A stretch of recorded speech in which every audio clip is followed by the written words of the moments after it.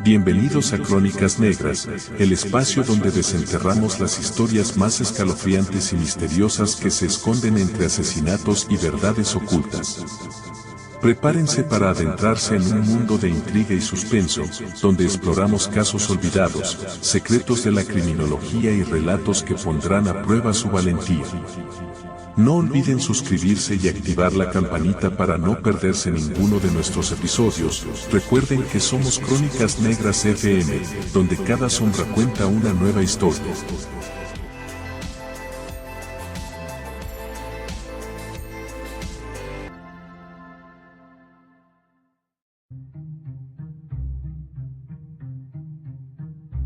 En el apacible pueblo de San Agustín, enclavado en las ondulantes colinas del norte de Georgia, la aguja de la Iglesia Católica de San Miguel se elevaba por encima de la línea de árboles, un faro de fe y comunidad durante generaciones. Durante más de una década, el padre Thomas Byrne había sido el pastor de este rebaño, ganándose el amor y el respeto de sus feligreses con su amable comportamiento y su inquebrantable dedicación. Con su cabello canoso, sus amables ojos azules y su eterna sonrisa cálida, el padre Byrne era la viva imagen de un benevolente líder espiritual. Sin embargo, en una fresca mañana de otoño de octubre de 2021, la fachada pacífica de St. Augustine se hizo añicos. El cuerpo del padre Byrne fue descubierto en la rectoría de la iglesia, tendido sobre su escritorio en un charco de su propia sangre. La naturaleza violenta de su muerte envió ondas de choque a través de la comunidad, dejando a sus residentes lidiando con el miedo, la confusión y una profunda sensación de pérdida. La detective Sarah Reeves, del Departamento de Policía de St. Augustine, fue la primera en llegar a la escena. Una investigadora experimentada con más de 15 años de experiencia, Reeves había visto su cuota de escenas del crimen espeluznantes, pero había algo en la visión del cuerpo sin vida del padre Byrne, en el espacio sagrado de la rectoría, que la heló hasta los huesos. Mientras Reeves examinaba la escena, su ojo entrenado captó detalles que resultarían cruciales en la investigación por venir. La habitación estaba en desorden, lo que sugería que había tenido lugar una lucha. Libros y papeles estaban esparcidos por el suelo, y un pesado crucifijo de bronce, ahora manchado de sangre, yacía junto al cuerpo del sacerdote.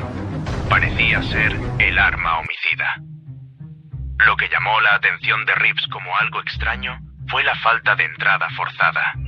Quien hubiera hecho esto había sido dejado entrar voluntariamente o tenía una llave de la rectoría. Este detalle inmediatamente redujo el campo de sospechosos, apuntando a alguien que el padre Byrne conocía y en quien confiaba. Mientras el equipo forense peinaba la rectoría en busca de evidencia, Reeves comenzó a entrevistar a los miembros del personal de la iglesia y de la congregación. El retrato que surgió del padre Byrne era el de un líder amado, un hombre de Dios que parecía no tener enemigos. La hermana Mary Catherine, la secretaria de la iglesia desde hacía mucho tiempo, habló entre lágrimas de la bondad del padre Byrne y su incansable trabajo por la comunidad. El padre Byrne era un santo, dijo, con la voz temblorosa.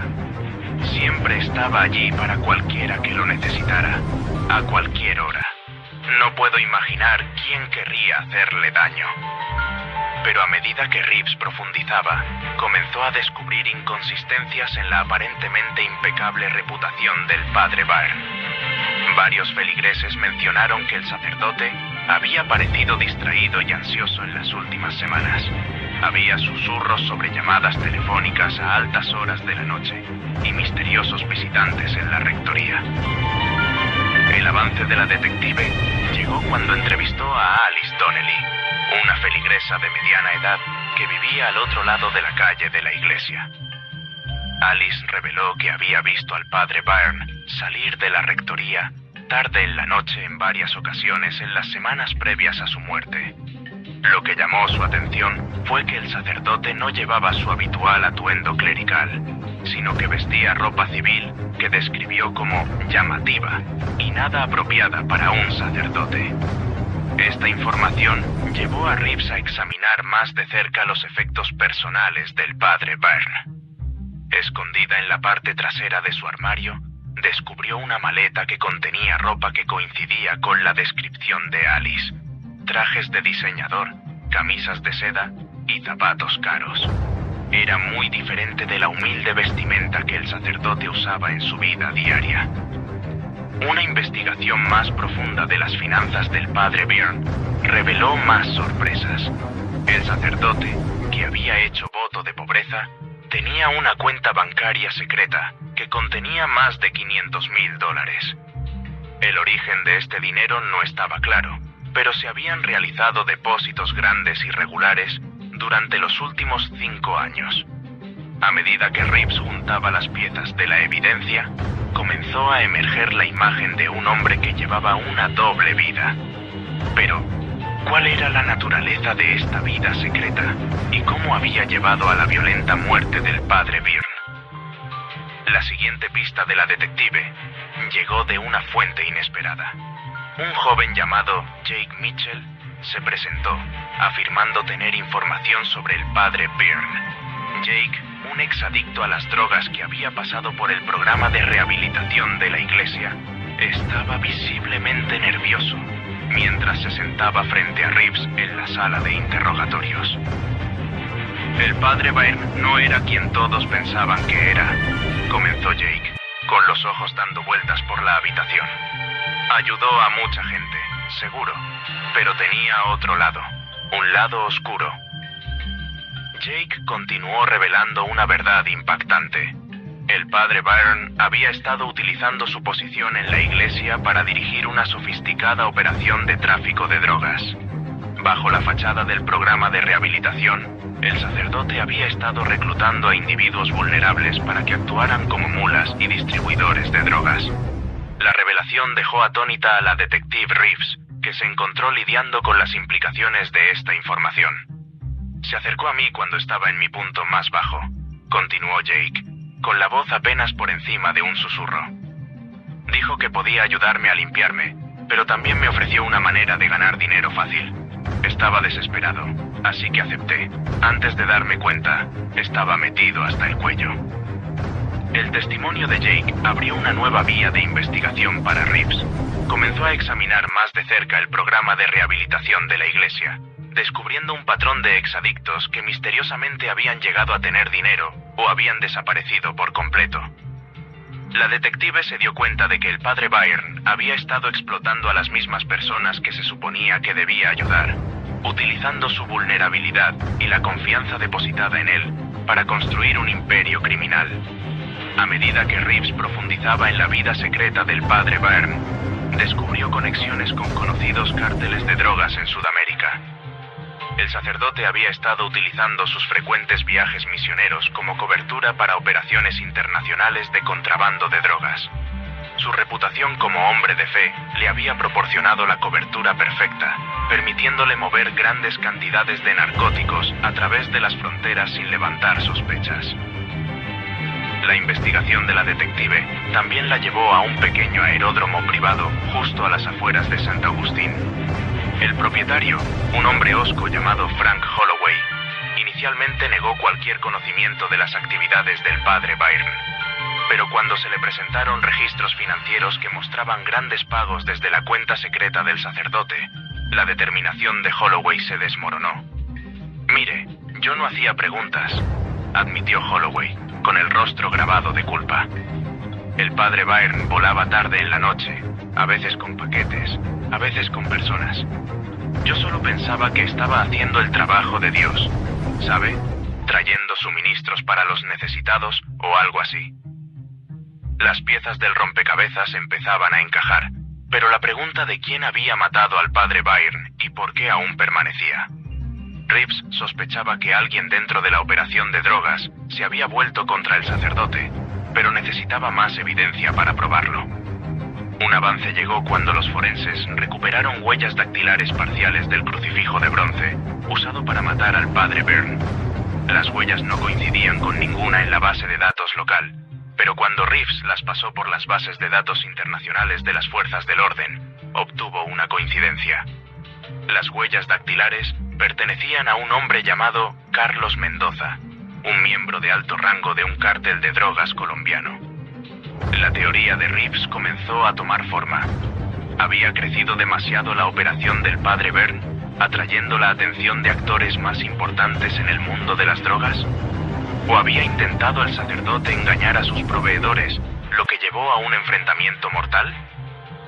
A medida que avanzaba la investigación, Reeves descubrió otra conexión sorprendente.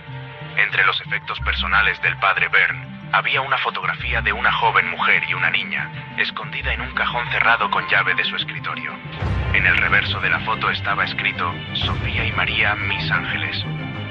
La detective quedó atónita. ¿Podría el padre Byrne haber tenido una familia secreta? Reeves rastreó a Sofía Ramírez, una mujer colombiana que vivía en Atlanta. Cuando se le confrontó con la fotografía, Sofía se derrumbó, revelando una relación a largo plazo con el padre Byrne que había resultado en una hija, María. Sofía había creído que Thomas, como ella lo conocía, era un hombre de negocios que viajaba frecuentemente por trabajo. No tenía idea de su verdadera identidad como sacerdote o de su participación en el tráfico de drogas. Siempre decía que estaba trabajando para darnos una vida mejor, sollozó Sofía. Nunca cuestioné de dónde venía el dinero.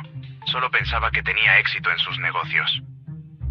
La revelación de la familia secreta del padre Byrne añadió otra capa de complejidad al caso. ¿Había estado el sacerdote tratando de dejar atrás su vida criminal por el bien de su hija? ¿O era su familia otra víctima de su red de mentiras y engaños?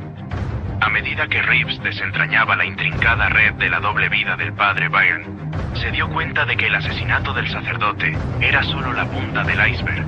La operación de tráfico de drogas que había construido bajo el disfraz de trabajo religioso tenía tentáculos que se extendían mucho más allá del tranquilo pueblo de San Agustín. El siguiente movimiento de la detective fue traer a Jake Mitchell para un interrogatorio más profundo. Sospechaba que Jake sabía más de lo que había revelado inicialmente. Bajo un intenso interrogatorio, Jake finalmente se quebró, admitiendo que había estado presente en la rectoría la noche del asesinato del padre Byrne. «Yo no lo maté, lo juro», suplicó Jake, con los ojos desorbitados por el miedo. «Pero vi quién lo hizo. Fue Carlos Mendoza. El padre Byrne había estado desviando parte de las ganancias del cártel, y Carlos vino a confrontarlo. Las cosas se calentaron, y antes de que me diera cuenta, Carlos agarró el crucifijo y...» Jake se derrumbó, incapaz de terminar su frase. Con el testimonio de Jake, Reeves ahora tenía un testigo ocular del asesinato. Pero Carlos Mendoza había desaparecido, probablemente huyendo de vuelta a Colombia. La detective sabía que llevarlo ante la justicia sería una compleja operación internacional. A medida que la noticia de la vida secreta del padre Byrne comenzó a difundirse, el pueblo de San Agustín se sumió en el caos. Los feligreses luchaban por reconciliar la imagen de su amado sacerdote con la realidad de sus actividades criminales. Muchos se sentían traicionados, su fe sacudida hasta los cimientos. Otros se negaban a creer las acusaciones, insistiendo en que el padre Byrne debía haber sido incriminado. La jerarquía de la Iglesia se apresuró a distanciarse del escándalo, emitiendo declaraciones que condenaban las acciones del padre Byrne y prometiendo plena cooperación con la investigación. Pero surgieron preguntas sobre cómo actividades criminales tan extensas pudieron haber pasado desapercibidas durante tanto tiempo. ¿Había habido ignorancia voluntaria o incluso complicidad dentro de la Iglesia? La detective Reeves se encontró en el centro de una tormenta mediática. Mientras trabajaba incansablemente para desentrañar toda la extensión de la operación del padre Byrne, también tuvo que navegar por el delicado panorama político que conllevaba investigar a una figura religiosa de alto perfil. La investigación tomó un giro inesperado cuando Reeves recibió una pista anónima sobre una caja fuerte, oculta en el sótano de la iglesia. Con una orden de registro en mano, ella y su equipo registraron el área, descubriendo eventualmente una habitación oculta detrás de una pared falsa. Dentro encontraron la caja fuerte, que contenía una mina de evidencia incriminatoria, libros de contabilidad detallando transacciones de drogas, números de cuentas bancarias en el extranjero y una lista de nombres, presumiblemente otros involucrados en la operación, estaban entre los artículos recuperados. Pero lo más impactante de todo fue una serie de grabaciones en DVD. Cuando se reprodujeron, revelaron al padre Byrne en situaciones comprometedoras con varios individuos, tanto hombres como mujeres, algunos de los cuales Reeves reconoció como miembros prominentes de la comunidad.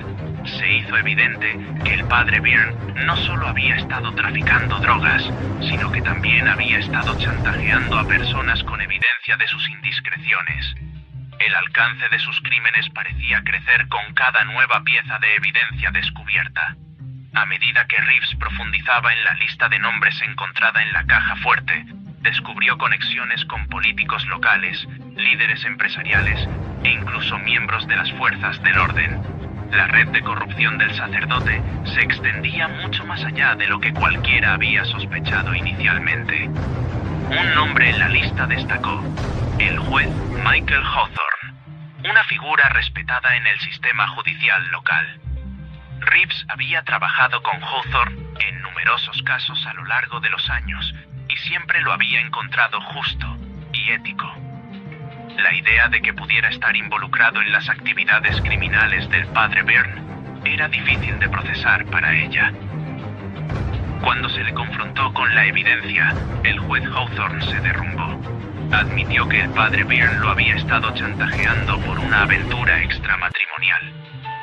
Dijo que arruinaría mi carrera, mi familia, todo, explicó Hawthorne con la voz llena de vergüenza. No tuve otra opción más que hacer lo que me pedía. Ayudé a desestimar casos contra algunos de sus traficantes. Firmé órdenes que sabía que eran dudosas. Que Dios me ayude. Incluso influí en el resultado de algunos juicios. La confesión del juez abrió el caso de par en par. Se hizo evidente que la influencia del padre Byrne había corrompido los mismos sistemas destinados a mantener la justicia en St. Augustine. Reeves se dio cuenta de que limpiar este desastre requeriría una revisión completa de las estructuras de poder de la ciudad. A medida que la investigación se expandía, las autoridades federales se involucraron. El FBI estableció un grupo de trabajo para trabajar junto a la detective Reeves, reconociendo el potencial del caso para descubrir una vasta red de corrupción y tráfico de drogas que se extendía mucho más allá de St. Augustine. Una de las piezas clave de evidencia que surgió fue el teléfono celular del padre Byrne, que había sido recuperado de la escena del crimen. Inicialmente bloqueado, los expertos en cibernética forense lograron acceder al dispositivo, revelando una gran cantidad de mensajes encriptados.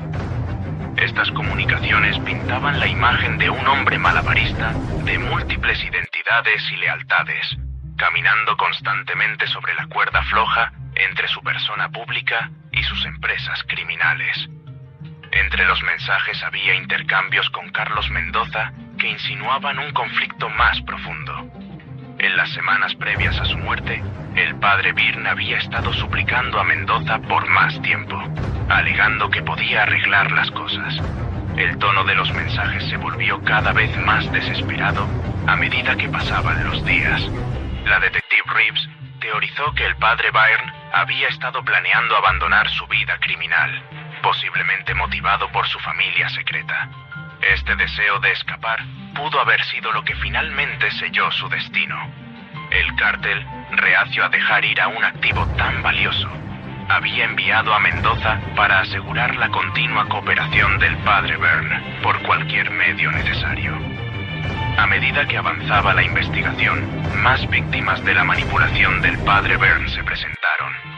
Hombres y mujeres jóvenes que habían sido parte de los programas juveniles de la Iglesia hablaron de avances inapropiados y abuso de poder.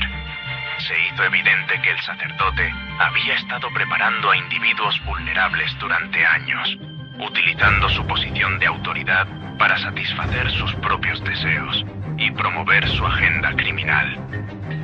La revelación del abuso del padre Byrne envió ondas de choque a través de la comunidad, con muchos cuestionando cómo tal comportamiento podría haber pasado desapercibido o sin ser reportado durante tanto tiempo. Surgieron grupos de apoyo para ayudar a los afectados, y la Iglesia enfrentó una creciente presión para abordar su fracaso en proteger a sus miembros. Mientras tanto, la búsqueda de Carlos Mendoza se intensificó.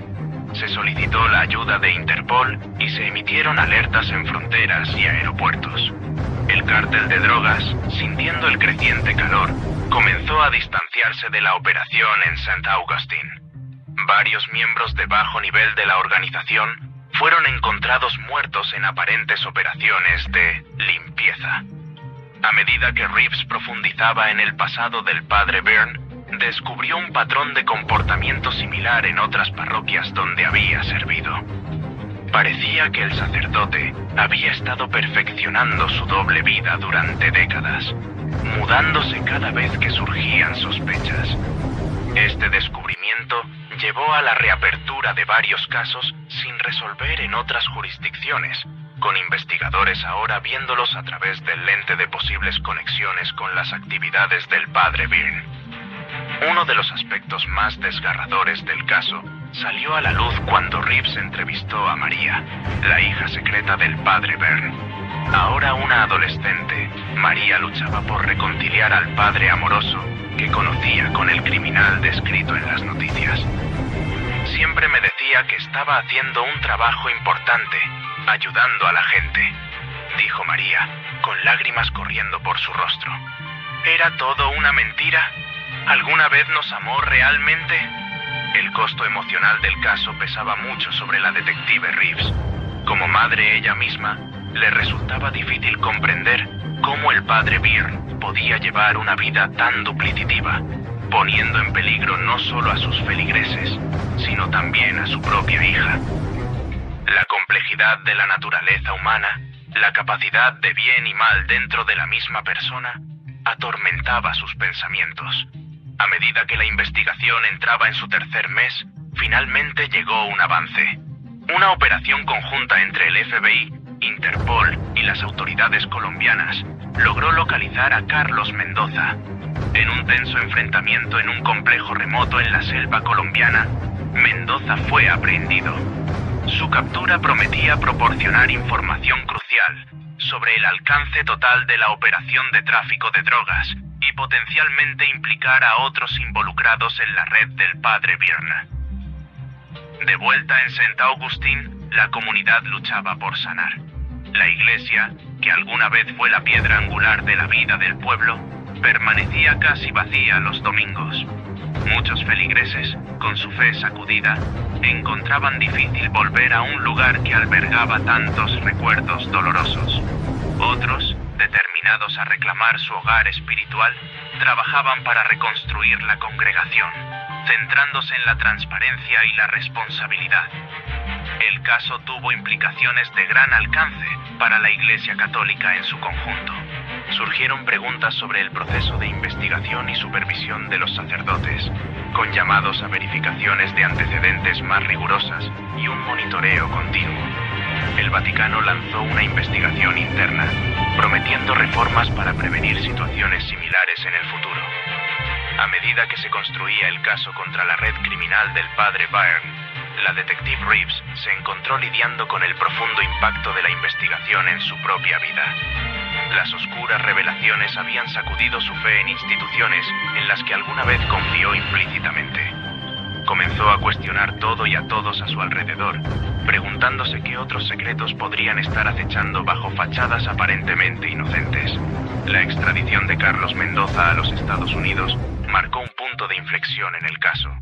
A cambio de una sentencia reducida, Mendoza acordó testificar sobre el alcance total de la participación del padre Byrne con el cártel.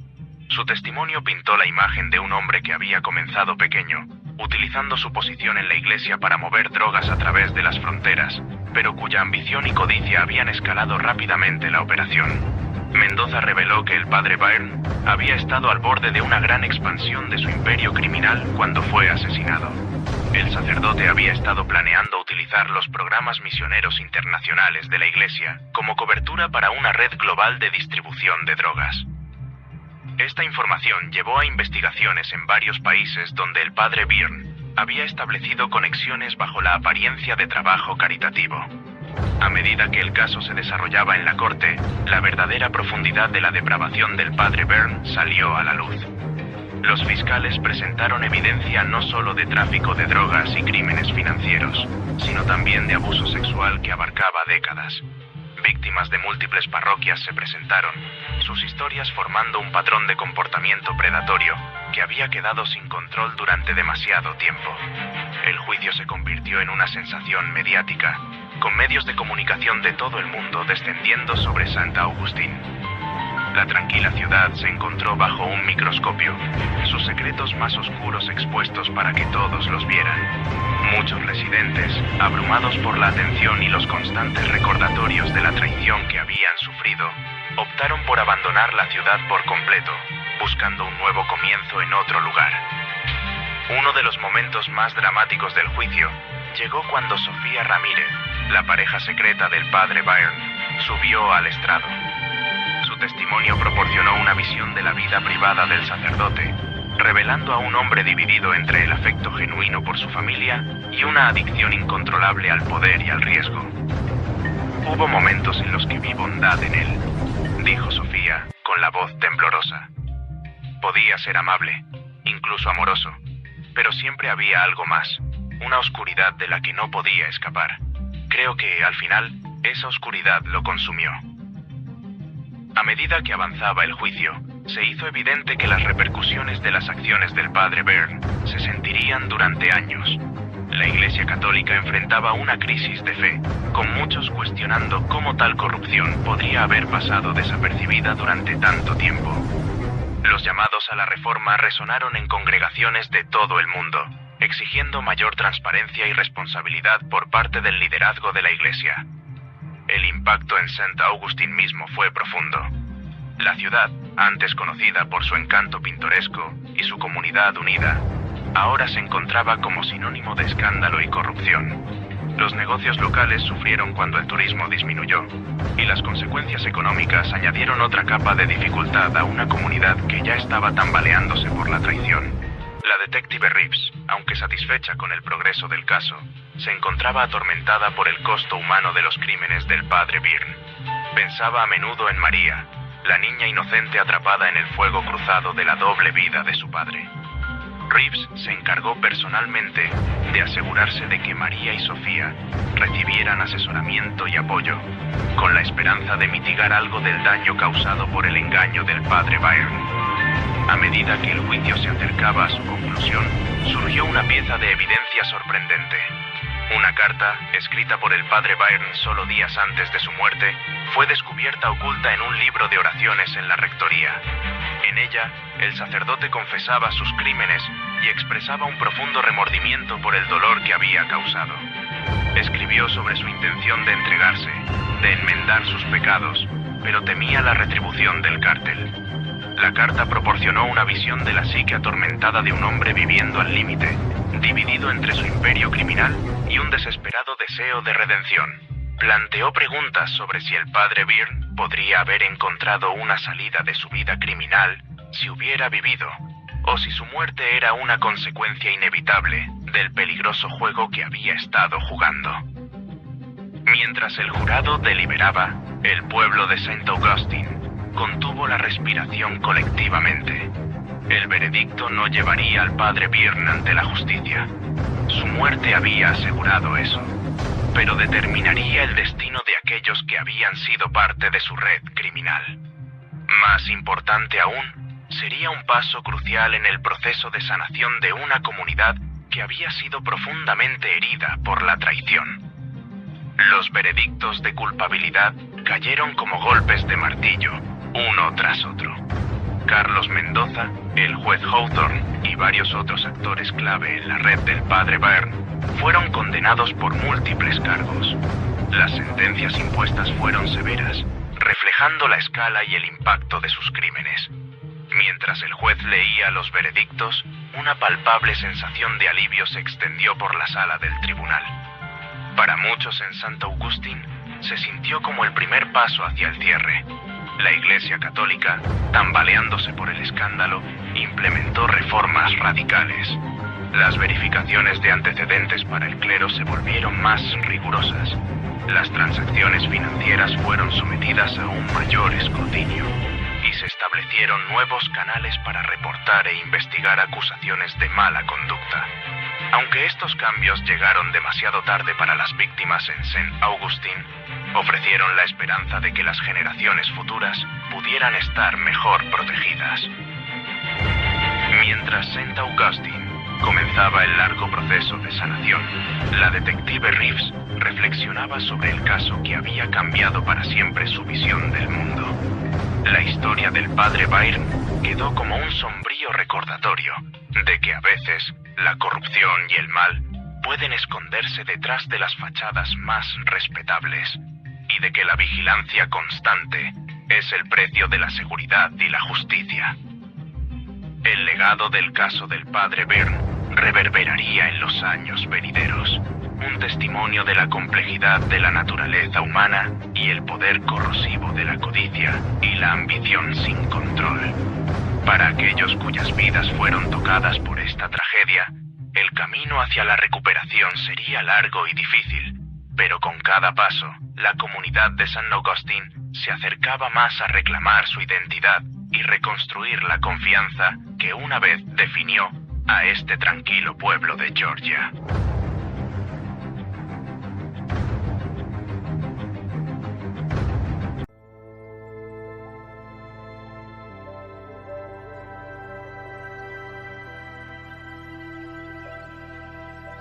Queridos croniadeptos, hemos llegado al final de este episodio en el que hemos explorado los oscuros recovecos de la mente criminal y los escalofriantes casos que han marcado nuestra historia. Es increíble cómo estos relatos no solo nos entretienen, sino que también nos enseñan sobre la naturaleza humana y la justicia. Agradecemos profundamente su compañía y su interés en las crónicas que narramos. Recuerden seguirnos en nuestras redes sociales como @crónicasnegrasfm para estar al tanto de los próximos episodios, donde continuaremos desentrañando los misterios más intrigantes del crimen. No olviden dejar sus comentarios y compartir su opinión sobre este episodio. Su retroalimentación es invaluable para nosotros. Hasta la próxima, manténganse curiosos y, sobre todo, manténganse a salvo. Nos vemos en la siguiente entrega de Crónicas Negras FM.